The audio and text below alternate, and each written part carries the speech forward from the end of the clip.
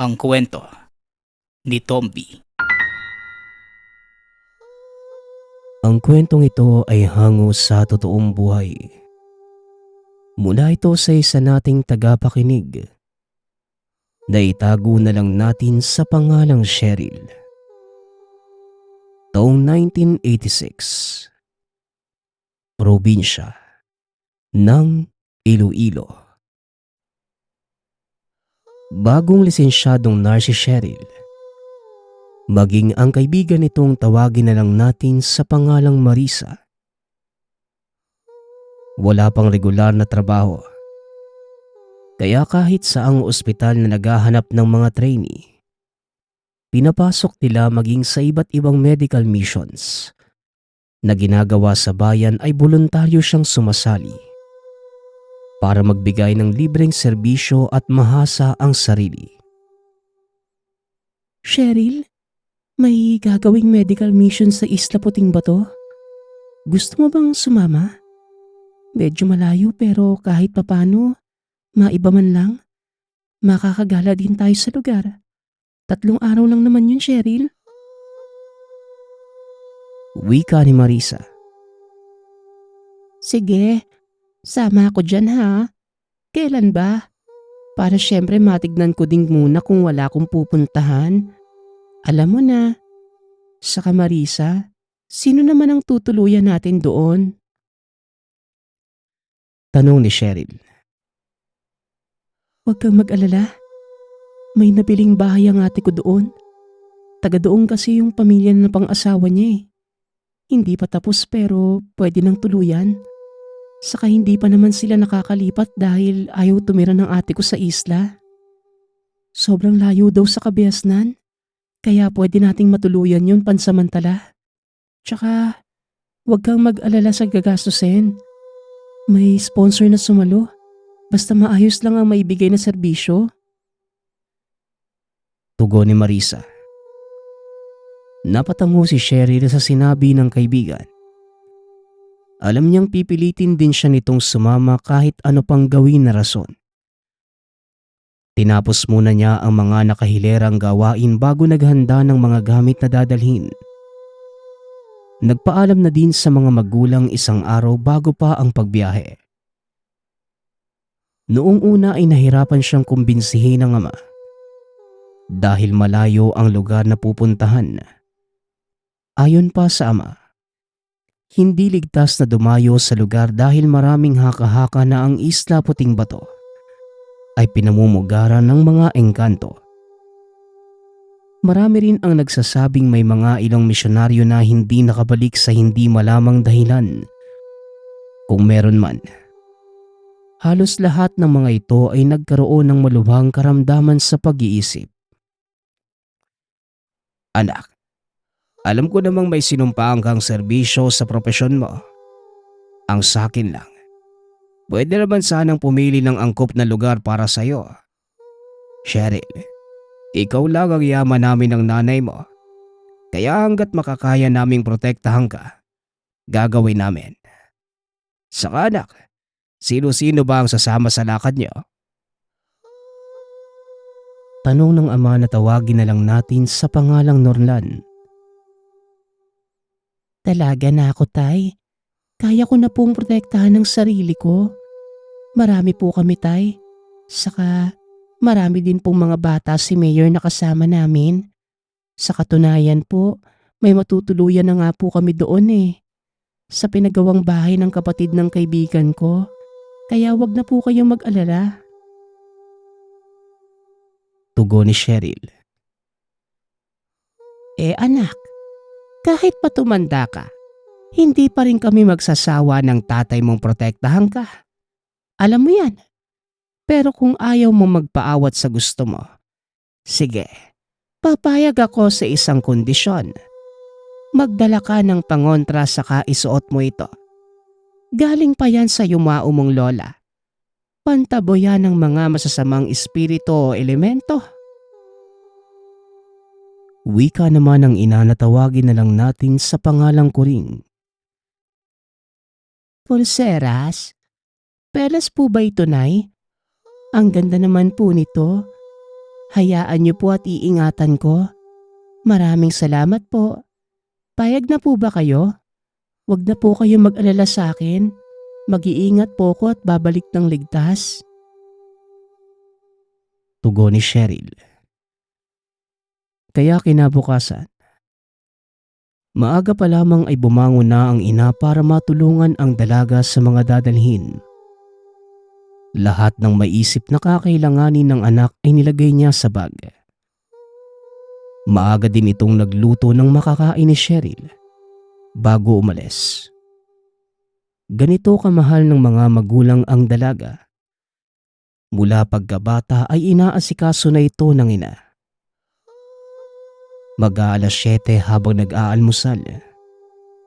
Muling nagbilin si Nanay Kuring. Napangiti naman ng dalaga habang tinataas ang kamay na may suot na proteksyon. Nakangiti pa itong tumugon sa mga magulang hanggang dumating na ang kaibigan saktong alas 7:30. Sakay ng sasakyang bayan para sa manggagawa at volunteer. Pinuntahan nila ang malapit na pantalan patawid ng Islang Puting Bato. Medyo maalon kaya tahimik lang sa gilid ang dalawa. Lalo pat malikot ang sinasakyang bangka. Hindi maiwasan ni Cheryl na manalangin lalo pat hindi ito marunong lumangoy kung sakaling tataob man ito. Halos 2 oras ang naging biyahe. Habang bumababa ay hawak pa ng dalaga ang noo dahil nakakaramdam ito ng pagkahilo. Buti na lamang ay may nailagay na panghaplas ang ina sa bag niya. Naku, amoy matanda ka na naman yan, Cheryl eh. Uminom ka na lang kaya ng gamot kesa magpahid ka ng haplas dyan. Pati ako nahihilo sa amoy mo eh. Ang tapang at ang dami pa naman nating kasama. Mungkahi ni Marisa. Konti lang naman ang nilagay ko. Mamaya, mawawala din yung amoy. Hindi ako umiinom ng kung ano-anong gamot pag nasa biyahe. Saka may allergy ako. Kaya inuugali ni nanay na lagyan ako ng panghaplas. Pasensya na ha. Tugon ni Cheryl. Ayos lang. Magilamos ka na lang mamaya at namumutla ka ha. Oo nga pala. Hindi ka nga pala sanay sumakay ng bangka no? Hindi bale. Ililibot kita sa lugar para naman mabawi mo yung pakiramdam mo. Medyo hindi ko nga lang kabisado dito. Pero isang beses na ako nakapunta eh. Kasama yung mga misyonero noong nakaraang taon. Wika ni Marisa. Nakaraang taon? Kasama ko nung mga misyonaryong nawala dito? Anong nangyari? Bakit hindi mo man lang naikwento sa akin yan? Tanong ni Cheryl. Naku, hindi ko ba yan nakwento sa'yo? Kahit ako hindi ko alam eh. Biglaan na lang yung mga nangyari. Saka wala din kaming ideya kung bakit hindi sila nakabalik sa ginagawa naming kampo. Malapit lang naman kami sa kabayan. Pero sa dami namin, hindi namin nasubaybayan na nawala sila. Tugon ni Marisa. Dahil sa ingay ng dalawa, hindi nila napansing pinagtitinginan na pala sila ng mga kasama. Nagkibit-balikat na lamang si Marisa at Cheryl habang tahimik. Hindi na nagsalita hanggang sa makarating ng kampo. Habang bumababa ng sasakyan, dilibot ng mata ni Cheryl ang lugar. Namamangha pa ito sa paligid na napapalibutan ng puno ng mahogani. Batid ng dalawa na kung mananatili sila sa lugar, mahihirapan silang gumalaw kaya nagpaalam silang lilipat ng matutuluyan sa bahay ng kapatid ni Marisa. Umayag naman ang pinuno ng grupo na mapagtantong malapit lang sa kampo ang tutuluyan. Laking tuwa naman ang dalawa at nagpasalamat bago umalis. Bit-bit ang mga gamit. Tinulungan sila ng isa sa mga lokal na umaalalay sa grupo. Natawagin na lang natin sa pangalang Cardo. Dahil hindi kabisado ang lugar, may mga residenteng voluntaryong umaalalay sa kanila. Halos minuto lang ay narating na ng dalawa ang nag-iisang bahay na napapalibutan ng sari-saring punong kahoy.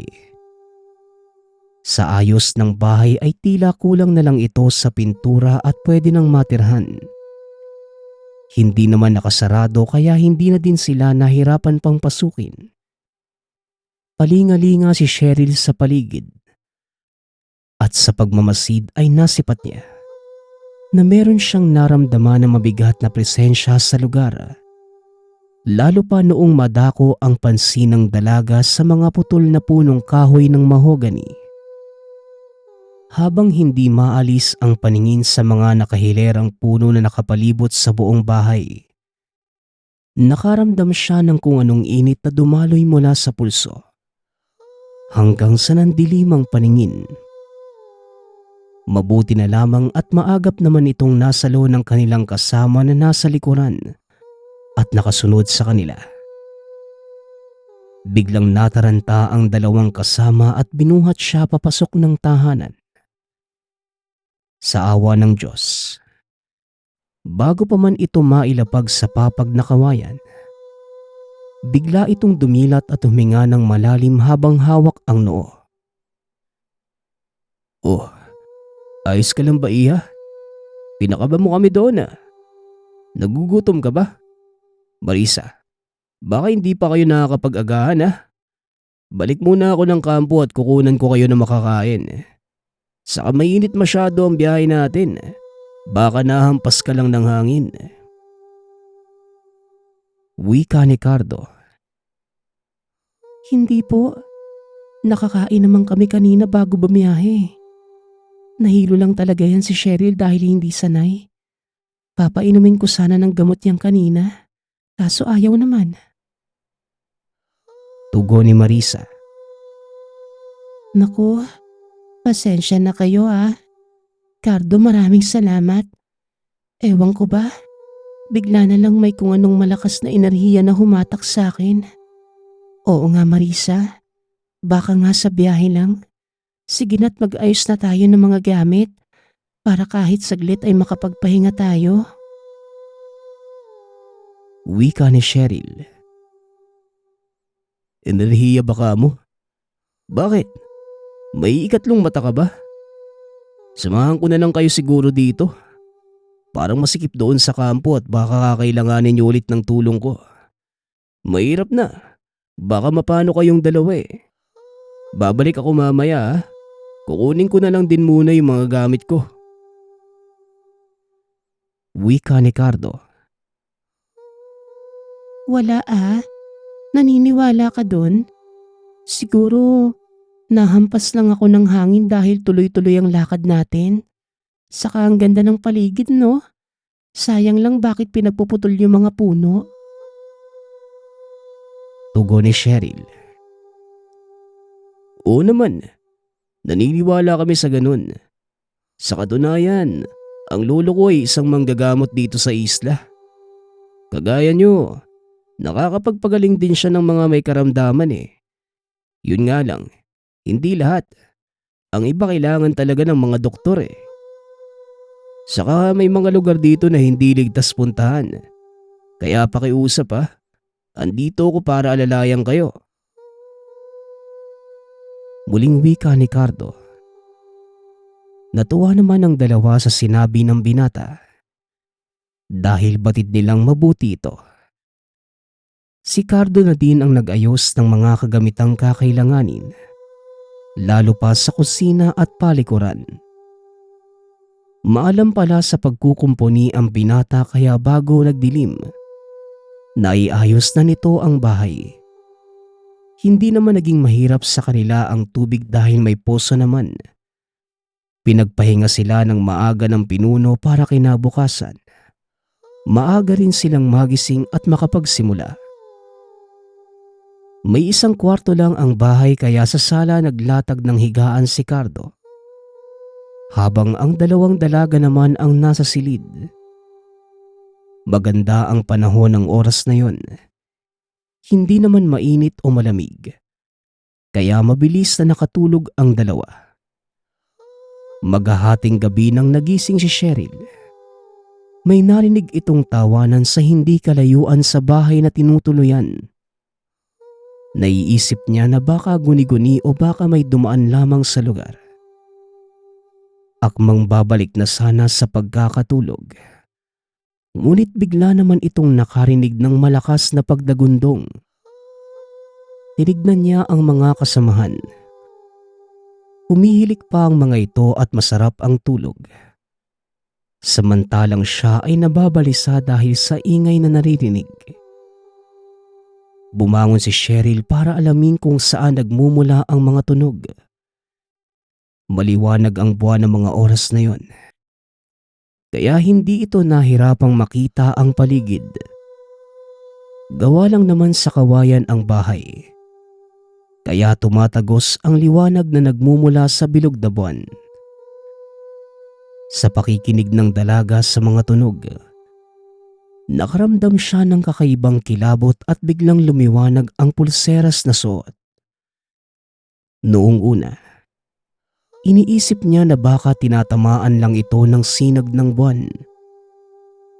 Ngunit biglang may kung anong puwersa na naman siyang naramdaman. Pero hindi na ito nagpatinag. Bagkus pinili niyang magpakatatag. Hinawi niya ng bahagya ang kawayan upang masilip ang labas. Wala naman itong nakita. Nilinga pa ng mga mata niya ang paligid nang bigla niyang nasipat ang tila grupo ng maliliit na tao na may mahabang tenga, nakapalibot sa putol na puno at gumagawa ng kung anong ritual. Gusto niya sanang gisingin ang mga kasama. Ngunit nakita ni Cheryl na biglang huminto ang mga nilalang. Sabay-sabay na naglingunan sa kanya. Pakiramdam ng dalaga. Sinukluban siya ng kung anong mabigat sa katawan at bigla muling nahimatay. Cheryl? Cheryl? Ayos ka lang ba? Bakit siyang ka natulog sa sahig? Nalaglag ka ba sa higaan? Saka bakit ganyan yung itsura mo? Diyos ko, saan ka ba galing? Cardo, tulungan mo kami! Wika ni Marisa. Bakit? Ano? Natigil sa pagsasalita si Cardo nang makita si Cheryl. Kumuha si Marisa ng salamin at tinapat sa kaibigan. Napasigaw ito nang makita ang bukol-bukol na muka. Napahiyak ng todo ang dalaga. Hindi alam kung saan niya nakuha ang mga tumubo sa muka. Nako, sumpa ng tamawo. Diyos ko, hindi na muna tayo sasama sa misyon. Marisa, maghanda na kayo at iuwi ko kayong dalawa. Mahirap na baka lumalayan kung hindi maagapan. Wika ni Cardo. Tamawo? Hindi naman na tayo lumabas Cheryl, lumabas ka pa ba kagabi? Saka wala naman tayong pinuntahan Paano nangyari to? Tanong ni Marisa. Huwag na kayong magsalita at narinig nila tayo. Sige na, dalhin niyo na lahat ng gamit niyo. Magpapaalam ako sa pinuno natin. Cheryl, magsaklob ka na muna Doon mo na ikwento sa lolo ko ang nangyari. Tugon ni Cardo. Bit-bit ang mga kagamitan. Binagtas nila ang lugar pauwi ng sityo ng binata. May mga mangilan-ngilang bahay sa lugar. Hanggang sa marating nila ang lugar ni Cardo. Hindi namang kalakihan ng bahay na may 2 palapag. Nagawa lang din sa kahoy at kawayan. Nakasalubong pa nila ang nanay ni Cardo na may bitbit na mga gulay galing sa maliit na hardin. Hindi kalayuan sa bahay nila. Nagtataka pa ito nang makita na may 2 babaeng kasama ang anak. Anay, si Cheryl at Marisa po. Galing po sila sa kabilang ibayo. Mga voluntaryo ho na nagbibigay ng libreng serbisyo para sa atin. Kailangan po nila ng tulong eh. Gising na po ba si Lolo? Tanong ni Cardo. Akala ko magtatanang ka na anak eh. Sige na, papasukin mo sila at paglulutuan ko kayo ng agahan. Si Lolo mo baka nasa likod ng bahay. Nagpapakain ng mga alaga niyang tandang. Puntahan mo na doon at asikasuhin mo na yung mga bisita mo. Wika ng nanay ni Cardo na tawagin na lang natin sa pangalang Olivia. Pinapasok niya muna ang dalawa. Habang si Cheryl naman ay nakakaramdam muli ng paninikip ng pulseras na hawak. Nakokontrol niya ang sarili. Ngunit tila may kung anong puwersa itong nilalabas at muli na naman siyang nahimatay. Napasigaw pa ang kaibigan habang inaalalayan siyang makabangon. Sa ganong tagpo naabutan ni Lolo Lucio si Cheryl. Nayawa na. Cardo, tulungan mo muna yan at iayos sa pagkakahiga sa papag. Kumuha ka na din ng kaperasong luya. Bilis! Wika ni Lolo Lucio. Lolo, ano po bang nangyayari sa kaibigan ko? Diyos ko po, hindi ko na po alam ang gagawin ko. Natatakot po ako. Wika ni Marisa at hindi na napigilan pang umiyak. Huwag kang mag-alala. Matutukoy din natin ang nangyayari sa kanya. Sa ngayon ipanatag mo muna ang kalooban mo. Sa tingin ko, nasakop ang dunga ng kaibigan mo. Mahina ang kanyang espiritual na pangdepensa sa katawan, kaya siya nagkaganyan. Hayaan mo't babatakan ko na lang. Tugon ni Lolo Lucio. Dumating si Cardo na may hawak na luya at basong may tubig. Inalalayan nila si Cheryl. Bigla itong umubo at nagsalita sa kakaibang boses. Nagkatinginan pa ang dalawa nang marinig ang sinasabi ng dalaga. Umupo ito habang hawak muli ang noo. Naghanda si Lolo Lucio ng orasyong pangproteksyon sa sarili at buong tahanan. Kinuha ang basong may tubig. Dinasalan ito bago binigay sa dalaga. Batid ng matanda ang kakaibang presensya na bumabalot sa katawan ni Cheryl. Pinalabas niya si Marisa at Cardo upang hindi na madamay sa kung anumang sumpa na papalabasin niya. Apo, dalhin mo na muna yung kaibigan mo sa kusina. Tulungan niyo na muna ang nanay mo doon at mag-uusap lang kami ng dalagang ito. Wika ni Lolo Lucio. Tanda, huwag mo nang tangkain pang mangelam. Hindi ako manggugulo kung ibibigay mo ng tuluyan ng babaeng ito. Hindi ako mananakit o magwawala. Kailangan ko lang ng tirahan. Wika ni Cheryl. Nayawa na. Matitirahan. O yung kantong walang bayag. Kung ipipilit mo yung gusto mo, mapipilitan akong patayin ka ngayon din. Tao yan at hindi puno. Bibigyan kita ng pagkakataong lisanin ang katawan ng dalagang yan. Tugon ni Lolo Lucio. Napahalakhak naman ang nilalang. Akmang sasakalin na ang matandang kaharap. Nang bigla itong hinawakan ni Lolo Lucio sa noo gamit ang luya. Ginuhitan niya sa noo at pulso ang dalaga. Itinaas ni Lolo Lucio ang depensa sa sarili habang nagbibigkas ng mga katagang. Pangtaboy sa mga elemento. Nagpupumigla si Cheryl habang may kung anong usok na lumalabas mula sa katawan. Habang dinidiin ng matanda ang mga katagang binibitawan. Tila may kung anong berdeng likido na lumalabas sa bibig ng dalaga. Hindi man nakatali ang mga kamay ng dalaga. Ngunit pinako na ng matanda ang nilalang na nasa loob ni Cheryl at pinapahirapan ang husto. O ano, lalabas ka ba o tutuluyan na lang kita tamabo? Alam mo ng labag sa batas niyong mga engkanto ang ginawa mo. Kaya kung ako sa'yo, lilisanin ko na lang ang katawang ito. Wika ni Lolo Lucio. Tama na. Pakiusap. Tama na. Tugon ni Cheryl. Unti-unti na itong nanghina at tuluyang nawala ng malay. Hanggang sa bumalik na sa dati ang mukha ng dalaga. Indikasyon na lumabas na ang sumapi sa katawan.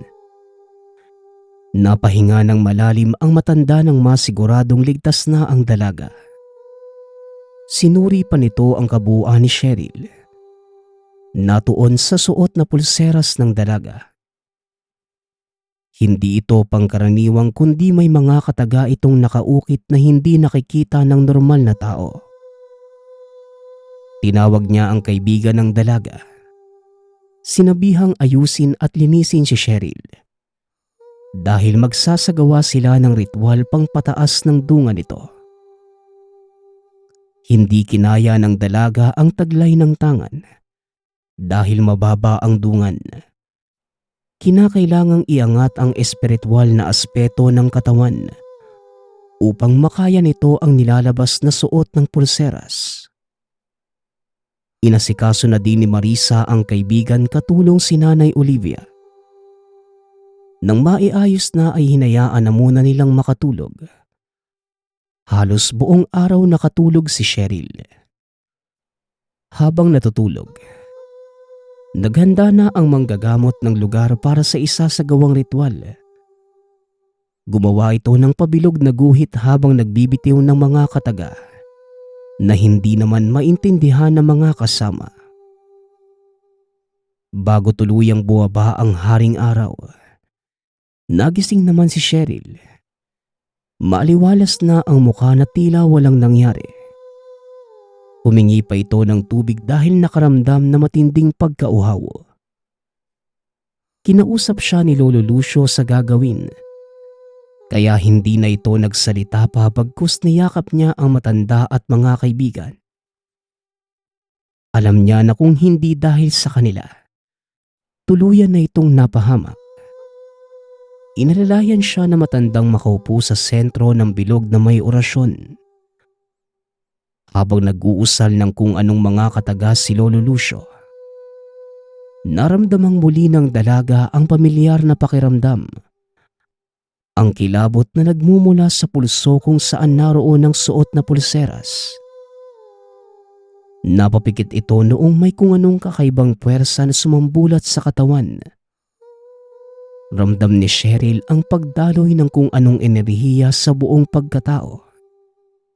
Saksi ang mga kaibigan kung paano lumiwanag ang suot niyang pulseras na tila may buhay na konektado sa dalaga. Ilang saglit pa ay binalot ang lugar ng katahimikang binasag ng huni ng kuliglig.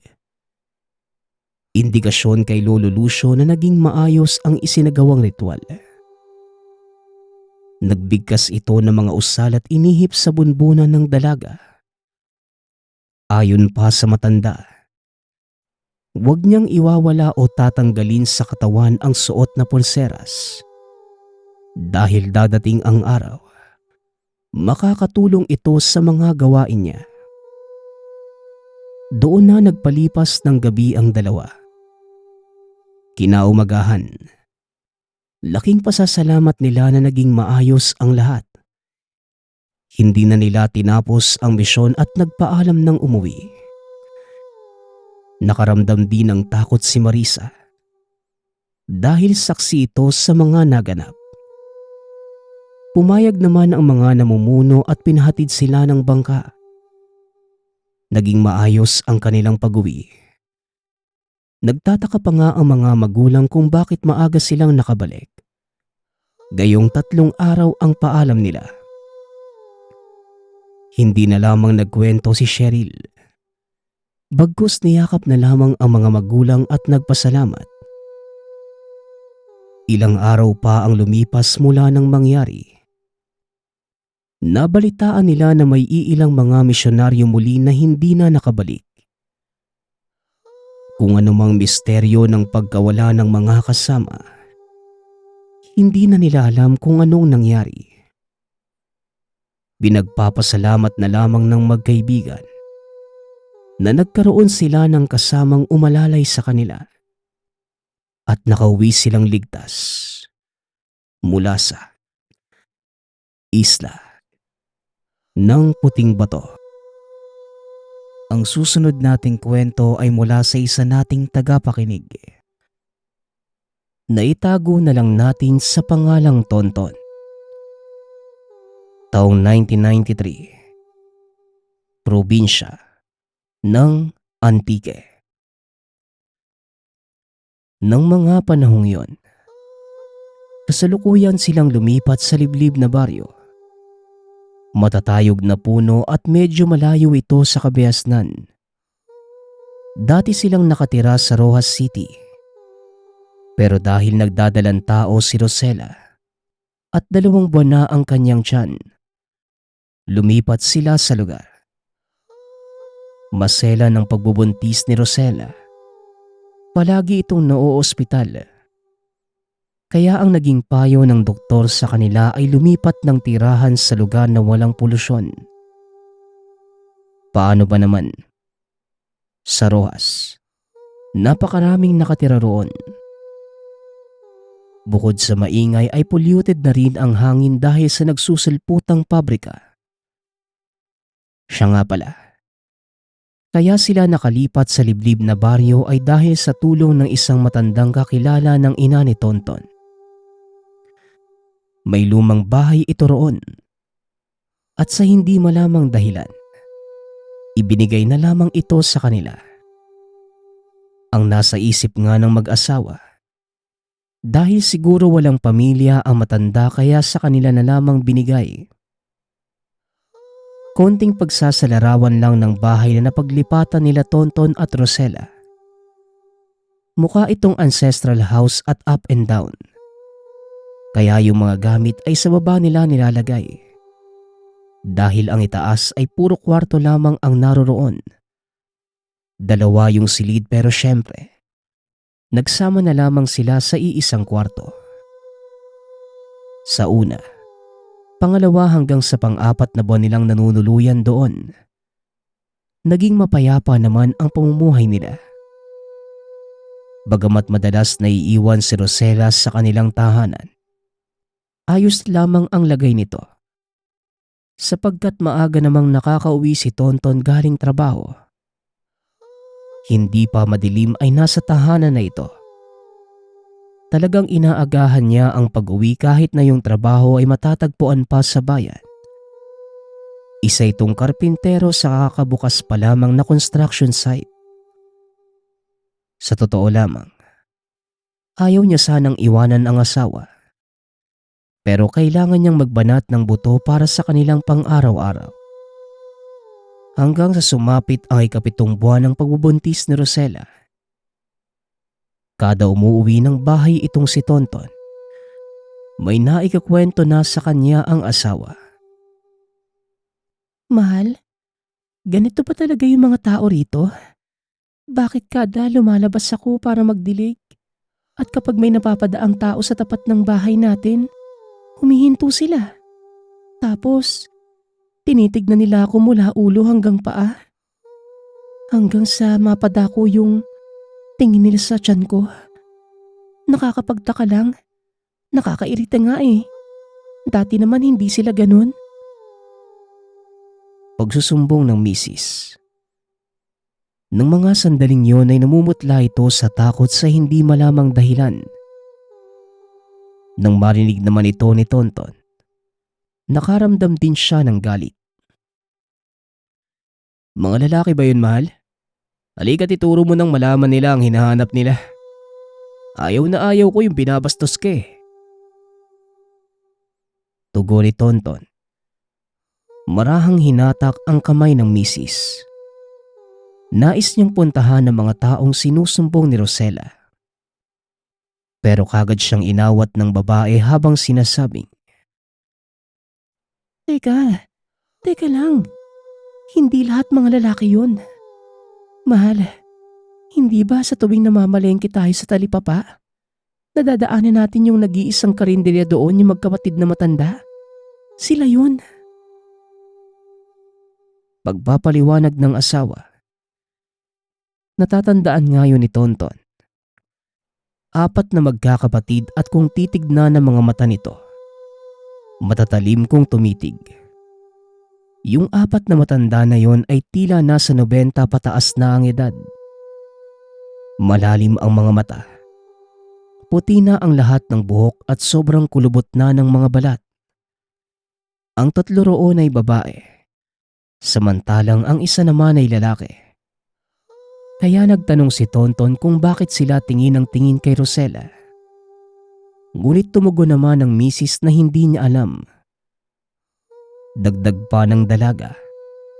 Hindi lang naman yung 4 na matanda yung tumititig sa tiyan, kundi halos lahat ng napapadaan sa tapat ng tahanan.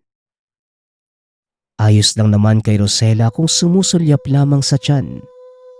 Pero ibang usapan na yung humihinto talaga para lamang pagmasdan. Naku mahal, wag mo na lang pansinin yung mga yon. Baka natutuwa lang sila dahil buntis ka. Ikaw talaga oo. Akala ko, mga lalaking bastos yung tumititig sa'yo eh. Susugurin ko na sana. Alam mo, para hindi ka mapansin ng mga tao mahal, dito ka na lang siguro sa loob ng bahay kaysa lumabas ka pa. Saka ka na lang magdilig ng halaman kapag nandito na ako. Maliwanag ba? Wika ni Tonton. Sabay halik sa pisngi ng asawa. Kaya ng mga sandaling yon, nakumbinsi na rin ng babae at nagsimula na itong magluto ng kanilang hapunan. Samantalang si Tonton naman, nang matapos magbihis ay sinarado na ang lahat ng pinto at bintana. Hanggang sumapit ang gabi. Habang natutulog silang mag-asawa ay naalimpungatan si Tonton dahil sa mga narinig na pagkatok. Pero naaninag niya ang oras na nakasabit sa dingding. Pasadong 12:30 pa lamang na mga sandaling yon. Wala talagang tigil ang pagkatok. Kaya kahit papungas-pungas pa, nagwika siya rito na sandali lamang. Nang buksan niya ang bintana, doon lamang natauhan si Tonton. Nawala bigla ang pagkatok.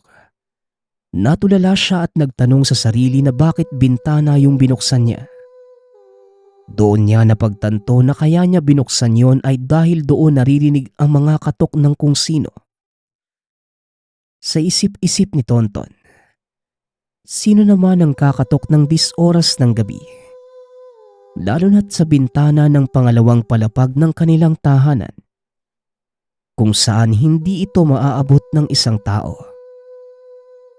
Dito na nagsimulang tindigan ng balahibo sa buong katawan si Tonton. Dumungaw pa ito sa bintana subalit wala siyang nakita na tao sa labas. Basta nakalanghap lamang siya ng napakasangsang na amoy na tila nang gagaling sa sariwang dugo ng kung anong hayop. Kaya sa sobrang takot, mabilis niyang sinara ang kanilang bintana. Nilakpan niya ang kandado. Nang mga sandaling yon, naglalaro sa isipan na baka magnanakaw yon na gusto silang pasukin. Kaya bago ito tuluyang bumalik sa higaan, kinuha niya ang 2x2 at nilapag sa tabi. Mabuti mahimbing pa ring natutulog ang asawa. Kahit medyo may kalakasan yung mga pagkatok kanina. Ilang oras pang nagbantay at nakiramdam si Tonton. Nakahinga na lamang ng maluwag nang hindi na nasundan pa ang insidenteng yon. Kaya sa pagtuntong na madaling araw, doon pa lamang siya tuluyang nakatulog. Kinabukasan, napagpasyahan ni Tonto na wag na lang ikwento sa asawa ang karanasan. Baka matakot o ma-stress pa ito. Lalo't ayaw niyang mangyari yun. baka ikasama pa ito ng pagbubuntis. Nung aalis na para pumasok sa trabaho si Tonton, pinaalalahanan niya ang asawa na wag na wag itong lalabas. Tumalima naman sa kanya si Rosella. Pinasara ang mga pinto't bintana. Habang naglalakad si Tonton papunta sa terminal ng jeep, napagpasyahan niya na dumaan sa karinderya ng 4 na matanda na tinutukoy ng misis. Dahil alas 8 pa lamang ng umaga, sarado pa ito. Pero natanaw niya yung isang matandang babae. Nagtatadtad na ng karne sa gilid ng bahay. May malapad itong mesa at doon nilapag ang mga pira-pirasong karne at lamang loob. Gawa ng hindi siya napapansin ng babae. At malayo naman ang kanilang distansya ay huminto siya sa paglalakad. Pinagmasdan niya yung karneng tinatadtad nito. Yung kinaroroonan ng babae ay medyo tago. Gawa ng nasa gilid ng bahay ay may puno ng duhat. Maya-maya pa, hindi alam ni Tonton kung pinaglalaruan lamang siya ng paningin o hindi. Dahil saksing buhay ito na may buhok ng tao yung nasa mesa ng matandang babae. Tila tinalupang anit na nakatanggal lahat ng buhok. Ganun yung nakikita ni Tonton na mga sandaling yon. Nagulantang ito at napatakip pa sa bibig. Nang isubo ng matandang babae at nguyain yung hilaw na parte na tinadtad nito sa lamesa. Pero nakita yun ni Tonton. Mata yun ng kung anong hayop. Pero hindi siya sigurado kung saan talaga ito nanggaling. Lalo na't nakita niya na may buhok ng tao roon. Pero hindi kumbinsido si Tonton na totoo yung nakikita. Kaya saglit niyang kinusot ang mga mata at muling sinipat ang ginagawa ng matanda. Dito niya napatunayang namamalikmata nga siya. Dahil nakumpirma na karne ng baboy ang tinataga ng matanda. Kaya ang tanong niya sa sarili, baka nababaliw na siya ng mga sandaling yun. Malaki ang naging epekto sa kanya nang narinig niyang pagkato kagabi. At di pa rin yun nawaglit sa isipan. Nasa aktong aalis na ito at magpupunta na sa paroroonan. Nang mapansin niya nang umiti ng nakakaloko yung matanda. Habang abala ito sa ginagawa. Para bang nang iinsulto ito at kanina pa siya nakikita. Bagaman nakakasigurado siyang hindi ito nakatingin sa kanya. Yung pagtawa nito ay nagdudulot sa kanya na matinding kilabot. Paano ba naman? Nanginginig pa ang balikat nito habang humahalakhak. Pero hindi na lamang niya ito pinansin at nagpatuloy na sa paglalakad. Habang nasa oras ng trabaho, kasama ni Tonton ang katrabaho na tawagin na lang natin sa pangalang Raul. Nagtanong pa ito sa kanya. Pare, kumusta na pala yung misis mo? Malapit na bang manganak? Wika nito habang naghahalo ng semento. Matagal na niyang kakilala si Raul. At sa katunayan ay nakainuman niya na ito dati.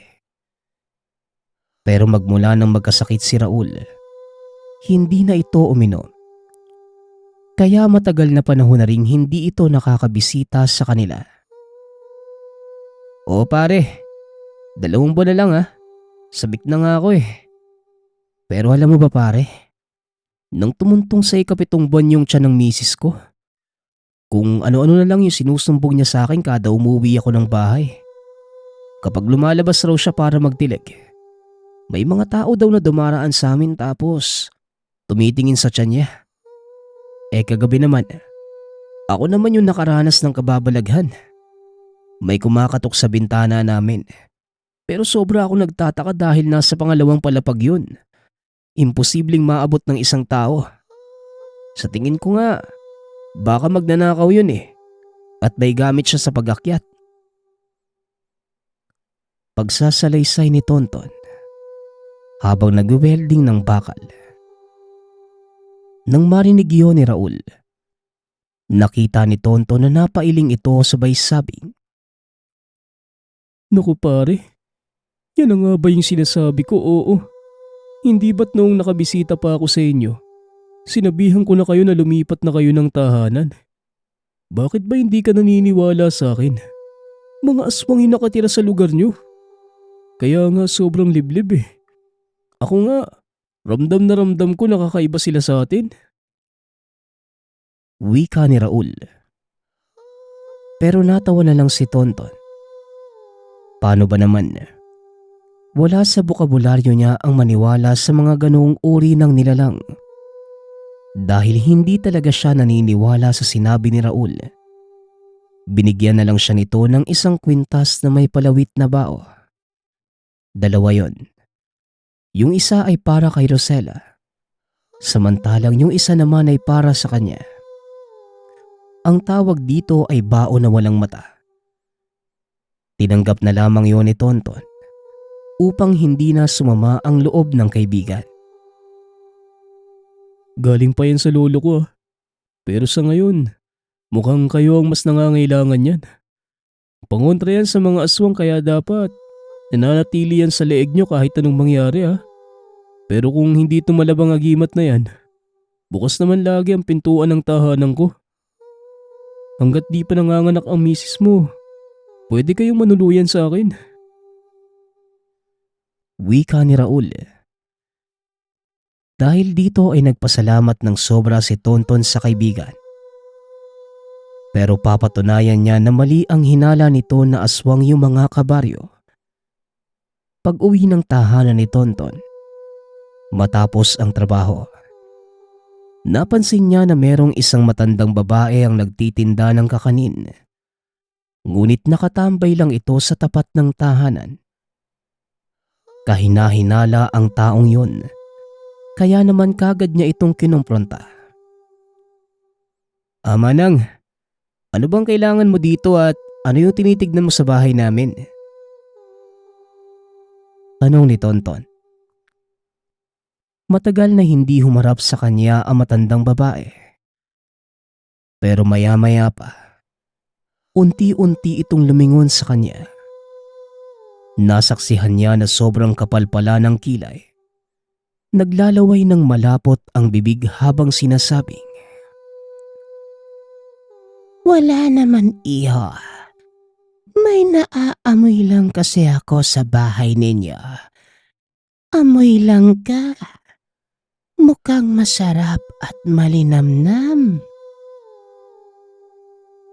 Wika ng matandang babae habang tumatawa. Naglakad na ito papalayo. May naalala si Tonton ng mga oras na yon. Nalabis na nagpatindig ng kanyang balahibo. Sapagkat sinabi sa kanya ng yumaong lola dati, yung pang-amoy ng isang aswang sa buntis, kagaya ng halimuyak ng isang hinog na langka. Saka halata sa itsura ng matandang yon na ito ay aswang. Hindi pamilyar sa kanya ang pagmumukha nun. Sa tingin niya ay baka dayo lang. Kaya nagmamadali itong kumatok sa pintuan. Nagpakilala sa misis na si Tonton. Kaya naman, dali-dali siyang pinagbuksan ng asawa at pumasok. Pero nakita niyang nakangiwi yung misis. Tila may iniinda. Kaya kagad nitong sinara ang pintuan. Inlalayan si Rosella na maupo sa sofa. Teka, ano bang nangyayari sa'yo, mahal? Bakit nakangiwi ka at hawak mo pa ang tiyan mo? May masakit ba? Tanong ni Tonton. Nagpunta muna ito sa kusina para kumuha ng tubig. Dahil nakikita niya na bukod sa sumasakit ang tiyan ni Rosella, mukhang nahihirapan din ito sa paghinga. Kagad naman niyang inabot ang isang basong tubig sa misis. Matapos uminom ni Rosella, dito na ito nagkwento. Siguro naman, mahal, naabutan mo yung matandang babae na nagtitinda ng kakanin, diba?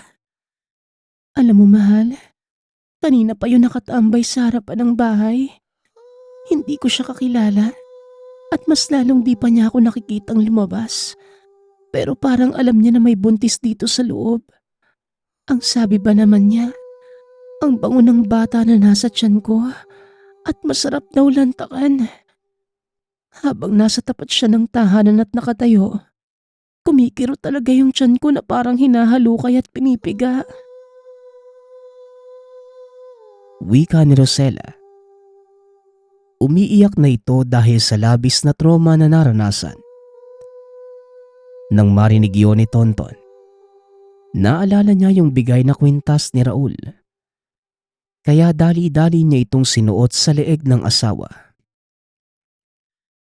Amal, proteksyon yan sa buntis na gaya mo. Palagi mo yung susuotin ha. Pasensya na kung di kagad ako naniwala na merong aswang rito. Kung naniwala kagad ako sa kumpare ko, hindi sana matagal na tayo nakaalis dito. Pero huwag ka mag-alala mahal ha. Ngayon, magdadapit hapon na eh. Siguradong maraming umaaligid na aswang sa labasan. Pero bukas na bukas, aalis na tayo ha. Pansamantala muna tayo makikituloy kay Raul, sa kumpare ko. Wika ni Tonton habang inaalo ang misis na ng mga sandaling yon. Dahil hindi nito akalaing aswang pala ang nakatira sa baryong kinalalagyan. Kinagabihan, sa kanilang pagtulog, muling naalimpungatan si Tonton. Paano ba naman? Narinig niyang umiiyak ang asawa. Ang sabi nito sa kanya, sobrang sakit ng tiyan niya na tila hinahalukay ang pinakaloob-looban. Nang hipuin ito ni Tonton sa leeg, naramdaman niya na nilalagnat ito at pawis na pawis. Kaya sa labis na pagkataranta, binuksan niya ang gasera. Sa pagkalat ng liwanag sa buong paligid, nawindang si Tonton sa nasaksihan. Sa pusod ng misis ay merong nakatusok na mahabang dila at nanggagaling yon sa bubunga ng tahanan. Habang si Rosella naman, tila naparalisa dahil hindi nito maikilos ang buong katawan. At may isang bagay na napansin si Tonton sa misis. Kaya pala, natusukan ito ng dila ng aswang dahil hindi nito suot yung kwintas na bigay ni Raul. Pero hindi na ito mahalaga ng oras na yon. Ang importante sa kanya ay ang mailigtas ang asawa at magiging anak. Kaya naman, nagmamadali itong kumuha ng kutsilyo sa kusina. Pagbalik ay kagad niyang hinawakan ang manipis at maitim na dilang yon at kagad tinagpas. Nakarinig sila ng mga sandaling yon ng pagdaing ng isang nilalang sa bubungan.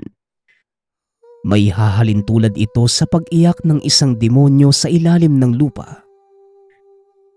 Makaraan nito'y merong lumipad palayo sa tahanan. Dahil sa nakita ni Tonton na dugo sa pusod ng asawa, kagad niya itong ginamot habang galit na sinasabing, "Mga hayop na aswang na yan. Sa oras na may nangyaring masama sa anak natin, papatayin ko sila. Lintik lang ang walang ganti. Ano mahal? Ayos ka lang ba?" Tanong ni Tonton. Ayos na ako, mahal. Pero ang labis ko lang na pinangangambahan, baka wala na yung anak natin. Hindi ko yung matatanggap. Tugon ni Rosella. Kagad naman itong niyakap ni Tonton. "Huwag mo isipin yan, mahal. Malaki pa naman yung tiyan mo eh. Ibig sabihin lang, nandyan pa yung anak natin. Isipin mo lang palagi ang positibo at huwag negatibo ha. Buhay ang anak natin. Nasugatan ka lang niya sa pusod. Maliwanag ba?" Muling wika ni Tonton habang hinahagod ang likod ng misis. Dahil sa kanilang pinagdaanan, hindi na sila dinalaw ng antok. At nang kinaumagahan ngang yun, Nagpunta silang mag-asawa sa bahay ni Raul. Mabuti na lamang ay araw ng linggo at walang pasok. Ikwinento lahat yon ni Tonton sa kaibigan. Nakarating din ang balitang yon sa punong barangay sa lugar nila Raul. Gawa ng walang namamahala sa baryo nila Tonton. Kinagabihan, nagkaroon ng pagkilos ang mga barangay tanod para lusubin ang tahanan ng mga aswang. May tangan pa silang gulok at mga sulo. Sumama na rin sina Tonton at Raul. Samantalang si Rosela naman, naiwan sa tahanan ng kaibigan ng mister, kasama ang pamilya nito. Dahil sa mga sinabi ni Tonton sa mga tanod, na nakita niya yung may-ari ng karinderya na nagtatadtad ng parte ng tao noong nakaraang araw. Yung bahay ng mga yon ang una nilang inatake. Pero naabutan nilang wala ng tao roon.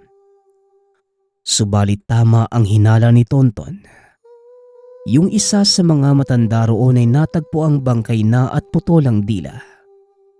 Ito marahil yung aswang na lumusob sa kanila na natagpasan ng dila. Namatay ang taong yon dahil naubusan ng dugo. Pero yung tatlo nitong kapatid ay wala roon. Maaaring nakatunog ang mga ito sa katumakas. Bumungad rin sa bahay ang maraming buto ng tao lalo na sa ilalim ng lababo. Naghiwalay ang mga tanod. At ang ilan ay nagpunta sa ibang bahay ngunit wala rin silang naabutang tao roon. Tumakas na pala ang mga demonyo. Nilibot pa ng mga tanod ang tahanan. Puno ito ng mga lamang loob ng tao, partikular na sa kusina. Kadalasang mga bituka ng tao na nagpapasangsang sa buong paligid. Kumpirmado na mga aswang ngayon. Kaya sinubukan nila kung babalik pa ang mga aswang. Dahil may plano sila na papatayin nila ang mga ito sa oras na bumalik. Kaya bago nila iniwanan ang baryong yun, nagsaboy sila ng asin sa palibot ng tirahan. Naghintay sila ng 3 araw at 3 gabi. Makaraan ito ay muli silang bumalik sa baryo para suriin kung naninirahan pa ba ang mga aswang roon. Subalit nang makita nila, hindi na bumalik ang mga ito. Kaagad naman nilang sinunog ang mga bahay. Siya nga pala, yung baryo na yon ay may 8 hanggang 10 na tahanan. Tirahan pala ng mga aswang. Magmula nang mangyari yon, kahit wala na ang mga aswang, lumipat na sina Tonton at Rosela ng bahay. Yung napaglipatan nila ay malapit na sa construction site na pinagtatrabahuhan ni Tonton. Makaraan ng 2 buwan, isinilang na ni Rosela ang kanilang anak ng ligtas. Isang milagro ang nangyari at ang buong akala nila ay hindi na ito mabubuhay. Isa itong sanggol na lalaki at napakalusog. Kaya naman, walang mapaglagyan ng galak nilang mag-asawa. Simula ng araw na yon, nanirahan silang matiwasay sa bago nilang tahanan. Siya nga pala, bago matapos ang kwentong ito, yung nagbigay ng bahay sa kanila dati ay namatay na ng mga panahong yon. Nabalitaan ito ni Tonton sa ina. Ang kwento ng kanyang nanay. Nahuli yung matandang babae na kumakain ng lamang loob ng tao. Kaya napatay ito ng taong bayan sa Rojas. Aswang pala ang matandang yon. Magpasa hanggang ngayon, hindi pa rin nila malilimutan ang mga naganap. Ang lahat ng ito ay nangyari nang dahil lamang sa libreng bahay. Nagpapasalamat nga pala ako sa nagpadala ng ating kwento. Nawa ay nagustuhan niyo ang inyong napakinggan. Ang opinyon ko lamang sa kwentong ito Grabe itong kwento natin ngayon, no? Isipin mo yun.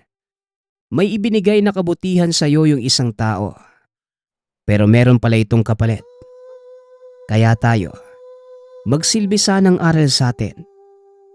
Huwag maniniwala sa mga mapagbalat kayo na kesyo mabuti ang hangarin, pero masama pala ang intensyon. Muli, nagpapasalamat ako sa lahat ng sumusuporta sa ating channel. Nawa ay patuloy niyong suportahan at pakinggan ang ating mga kwento. Hanggang sa muling pakikinig. Paalam.